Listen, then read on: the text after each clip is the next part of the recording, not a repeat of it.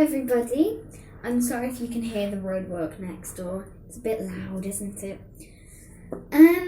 Today I'm going to read to you The Gruffalo's Child by Julia Donaldson and Alex Scheffler.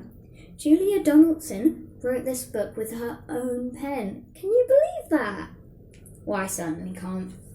Alex Scheffler drew all of these lovely pictures for you guys to imagine in your head. Alright, let's get on with the book. The Gruffalo said that no Gruffalo should ever set foot in the deep dark wood. Why not? Why not? Because if you do, the big bad mouse will be after you. I met him once, said the Gruffalo. I met him a long, long time ago. What does he look like? Tell us, Dad. Is he terribly big and terribly bad? I can't quite remember, the Gruffalo said. Then he thought for a minute and scratched his head. The big bad mouse is terribly strong and his scaly tail is terribly long. His eyes are like pools of terrible fire and his terrible whiskers are tougher than wire. They must be pretty strong. One snowy night, when the Gruffalo snored, the Gruffalo's child was feeling bored. The Gruffalo's child was feeling brave, so she tiptoed out of the Gruffalo cave. The snow fell fast and the wind blew wild. Into the wood went the Gruffalo's child.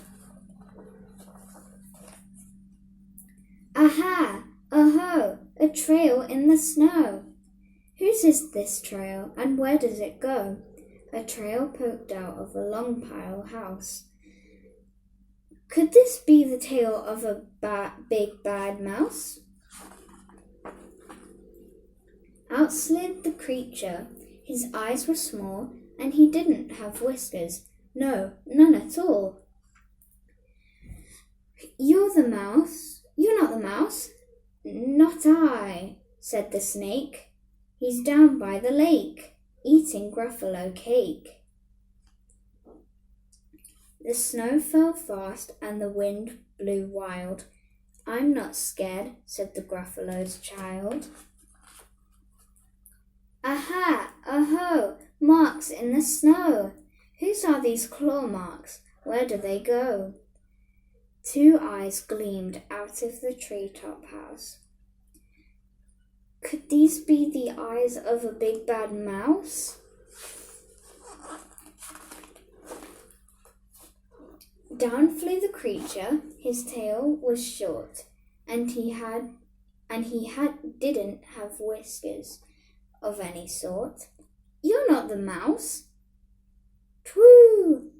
Not I, but he's somewhere nearby, eating Gruffalo pie.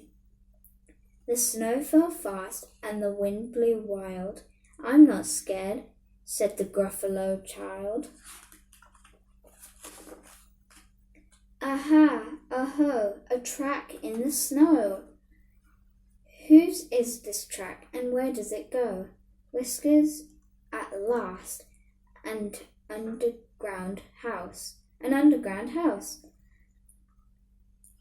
Could this be the home of the big bad mouse? Out slunk the creature. His eyes weren't fiery, his tail wasn't scaly, his whiskers weren't wiry. You're not the mouse? Oh no, not me. He's under a tree, drinking Gruffalo tea. It's all a trick, said the Gruffalo's child, as she sat on a stump where the snow lay piled. I don't believe in the big bad mouse. But here comes a little one out of his house. Not big, not bad, but a mouse at least. You'll taste good as a midnight feast. Wait, said the mouse, before you eat, there's a friend of mine that you ought to meet. If you'll let me hop onto a hazel twig, I'll beckon my friend so bad a big and big. The Gruffalo's child unclenched her fist. The big bad mouse, so he does exist. The mouse hopped into the hazel tree. He beckoned, then said, "Just wait and see." Out came the moon. It was bright and round. A terrible shadow fell on the ground. Who is this creature so big, bad, and strong? His tail and his whiskers terribly long. His ears are enormous, and over his shoulder he carries a nut as big as a boulder. The big bad mouse. The big bad mouse, yelled the Gruffalo's child. The mouse jumped down from the twig and smiled. Aha, ahoo, prints in the snow. Whose are these footprints? Where do they go?